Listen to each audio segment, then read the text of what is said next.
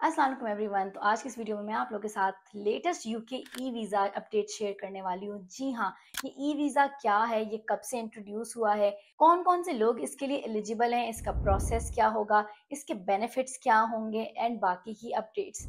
So watch the video till and.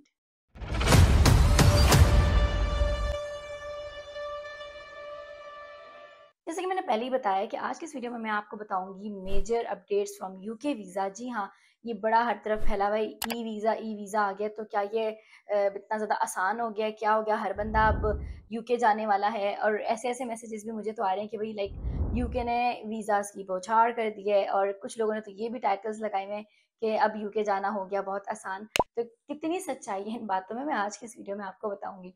सबसे पहली बात तो ये कि ऐसी कोई भी बात नहीं है कि यूके ने वीज़ों की बौछार की है कुछ। हाँ, एक सिंपल सी अपडेट आई है, that is e visa introduce हुआ है। E visa is the electronic visa.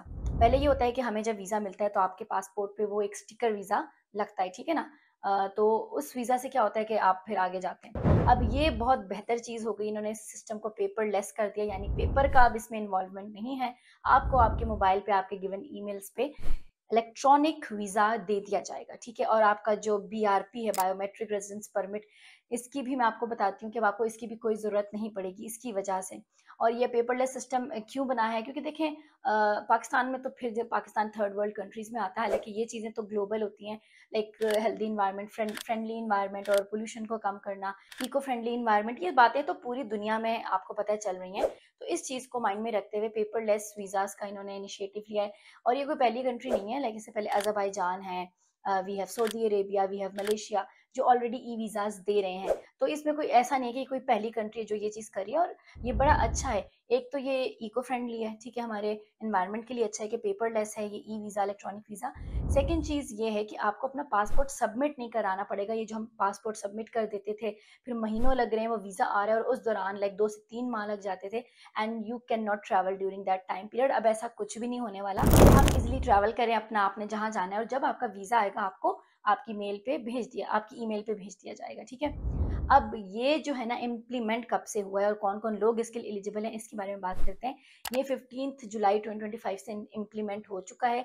Study और वर्क वीज़ा वालों के लिए अभी तक ये बात है, यानी जो विज़िट वीज़ा वाले हैं वो इसमें शामिल नहीं है। तो स्टडी और वर्क वीज़ा वालों को ई वीज़ा होगा, चाहे आप यूके जा रहे हैं, इमिग्रेशन कंट्रोल पे है, बॉर्डर कंट्रोल पे हैं, या आप यूके में कहीं फिर रहे हैं, they ask you for visa, खोलें, आपने अपना ई वीज़ा दिखाया, दैट इज़ उसी में आपकी जो भी आपका नंबर होगा वो उसको देख के डालेंगे अपने सिस्टम में, तो वहीं पे आपका सब सारा जो डाटा है वो उसमें आ जाएगा, ठीक है? जैसे ही आपका कास आता है तो आपने अपने वीज़ा का प्रोसेस स्टार्ट कर देना होता है, राइट?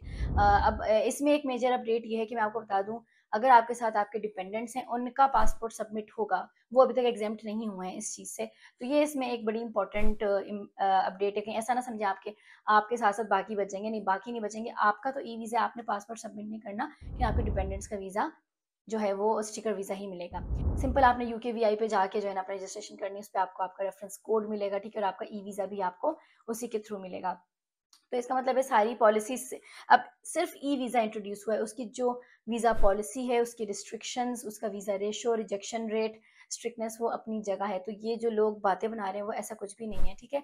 फ़ी वगैरह सब कुछ उसकी सेम है, सिर्फ़ ये अपडेट आई है, और आई थिंक ये फैसिलिटेशन के लिए भी है, तो and to make the process faster, and I think that's a very good decision.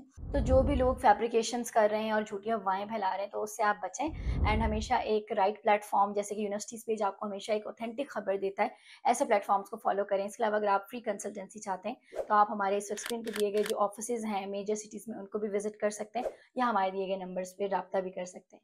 ठीक है ना? अल्लाह हाफ़िज़ एवरीवन।